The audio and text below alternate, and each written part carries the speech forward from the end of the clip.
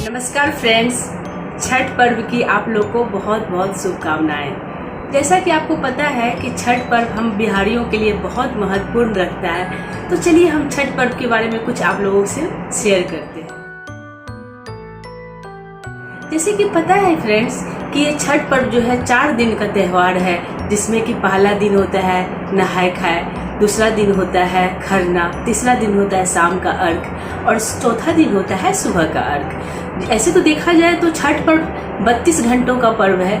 32 घंटे हम लोग को फास्ट रखना होता है, लेकिन जो बहन बाहर रहती है, नई जनरेशन के हैं, उन लोग के मन में भी आता है कि छठ पर्व में स्टार्ट करो, लेकिन कुछ कारणवश जैसे शहर में है उन लोगों के लिए थोड़ा कठिन होता है। तो मैं उन बहनों के बारे में बात कर रही हूँ जो शहर में रहते हैं, छोटे छोटे अपार्टमेंट में रहते हैं, लेकिन अगर उनको भी इच्छा है छठ पर्व करने की तो किस तरह से वो आसानी से छठ पर्व कर सकते हैं। जैसे कि आपको पता है कि आज नहाए खाए है, तो नहाए खाए में कद्दू की सब्जी घी में बना हुआ ये बहुत जरूरी होता है, और चना का दाल ये बहुत शुद्ध होता है। तो लोग चना का दाल, चावल, कद्दू की सब्जी ये जरूर खाते हैं, तो ये आप बना के तो खा ही सकते हैं, नहाए खाए तो कर सकते हैं। लेकिन खरना की जहाँ तक बात है फ्रेंड्स, अगर वो आप सक्षम ना हो तो आप खरना को स्किप कर सकते हैं, क्योंकि खरना के लिए जो होता है मिट्टी के, जनरली मिट्टी के बर्तन में, मिट्टी के चूल्हा पे बनाया जाता है। अगर आपके पास एक एक्स्ट्रा चूल्हा है तो आप खरना का पर्व कर सकते हैं, क्योंकि एक जो चूल्हा होता है जो डेली यूज करते हैं उसमें बहुत लोग मांस मछली नॉनवेज खाते हैं,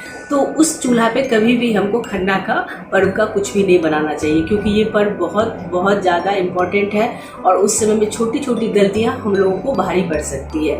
अगर आपके पास दूसरा चूल्हा है तो आप उस पर छठी माँ के लिए गुड़ वाली जो खिचड़ी होती है सेकेंड डे वो बना सकते हैं, और शाम में फास्टिंग करके दिन भर और शाम में आप पूजा करके खा सकते हैं। अगर फ्रेंड्स आप लोगों की तरफ ऐसा होता है परिवार में तो आप लोग खरना कीजिए, लेकिन ऐसा जरूरी नहीं है कि खरना आपको करना ही है, और आप लोगों को उससे सक्षम नहीं हो पाता है। 24 घंटा फास्ट करना बहुत बड़ी बात होती है, 32 घंटा। तो आप एक दिन का पर्व सुबह से लेकर रात तक बिना पानी पिए हुए छठ कर सकते हैं। तो मैं तो ये कहूँगी कि ऐसे छठ में आपको 3 दिवसीय की तरह करना चाहिए।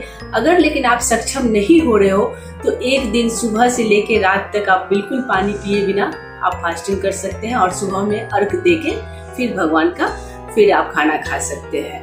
तो मैं जो भाई बहन या जो भी बहना बाहर रहती है शहर में अपार्टमेंट में, उनको ये दिमाग में आता है कि छठ पर्व जो है हमेशा हमें नदी में ही करना पड़ता है, पोखरी चाहिए, ऐसा कुछ भी नहीं है। ये पर्व सिर्फ पानी में आपको खड़ा होना है। फ्रेंड्स अगर आपके पास टब है तो आप टब में भी पानी भर के अपने छत पे ही या जहाँ से आप सूर्य भगवान को अच्छे से देख सकते हैं वहाँ पे पूजा कर सकते हैं। इसलिए ये छठ पर्व जो है, अगर आपके मन में ख्याल आया है और आपके परिवार में आपकी सासू माँ करती है या आपकी मम्मी करती है और आपको इच्छा है कि आप कर सकते हैं, तो सिंपल से सिंपल तरीका से भी आप छठ पर्व कर सकते हैं। ऐसा कुछ नहीं है कि आपको पूरा का पूरा जितना आप लोग सुनते आए हो या करते देखते हुए आए हो उतना ही कर सकते हो। और जहाँ तक फ्रेंड्स सूप की बात होती है, तो जनरली कहा जाता है कि हमारे पास जितने पुत्र होते हैं उतना सूप रखा जाता है, यानी कि जितने बच्चे होते हैं हमारे पास उतना उसके नाम पे सूप होता है या कुनिया होता है। तो फ्रेंड्स अगर आपके पास बेटी हो या बेटा हो, आप किसी भी सारे बच्चे के नाम पे सूप रख सकते हैं,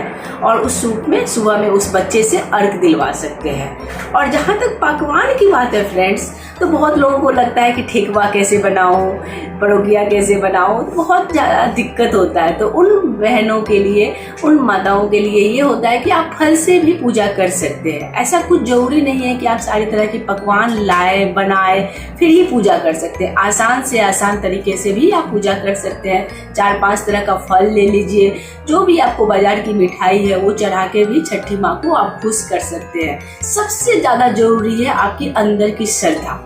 आपकी श्रद्धा अगर अच्छी है ना फ्रेंड्स, तो ऐसा कुछ भी नहीं है कि सारे तरह के पकवान चाहिए।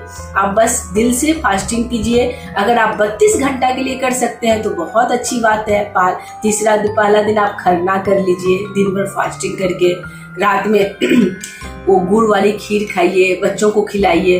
अगर आपसे 32 घंटा संभव ना हो सके तो दिन का पूरा दिन का 24 घंटे का फास्ट जरूर रखिए और सुबह में अर्घ देके अपने बच्चों से अर्घ दिला के छठी माँ से दुआ करके सूरज उगता हुआ सूरज से दुआ करके और फिर आप खाना खा सकते हैं। तो इसलिए फ्रेंड्स आप लोग को छठी माँ की कृपा बनी रहे और हमारे पे भी बनी रहे, इसलिए मैं उस दिन पूजा जरूर करूंगी और आप लोग भी कीजिए और दिल से कीजिए और ज्यादा टेंशन नहीं लीजिए। जितना जो सामान है ना आप उसी सुविधा से खुशी खुशी कीजिए।